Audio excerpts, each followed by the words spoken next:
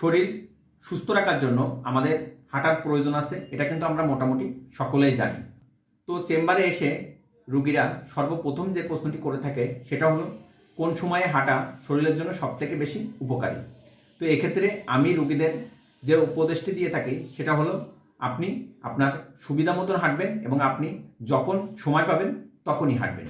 কারণ একজন ব্যক্তির যদি সকাল 7:30টার সময় অফিস থাকে তাহলে তার ঘুম থেকে উঠতে উঠতে সে কিন্তু আর সকালে হাঁটার সময়টি পায় না।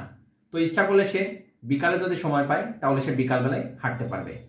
তাছাড়া বিকালের থেকে যদি কারোর সন্ধ্যা 7টা-8টা পর্যন্ত কারোর অফিস থাকে তাহলে সে কিন্তু আর বিকালে হাঁটার সময়টি পায় না, তাহলে সে ইচ্ছা করলে সন্ধ্যার পরেও কিন্তু হাঁটতে পারবে।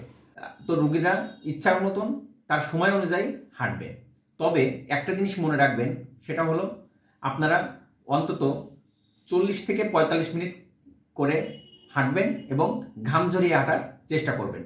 তাছাড়া আপনারা সপ্তাহে যদি 7 দিন হাঁটার সময় না পান তাহলে কমপক্ষে 5 দিন হাঁটবেন। ধন্যবাদ সবাইকে।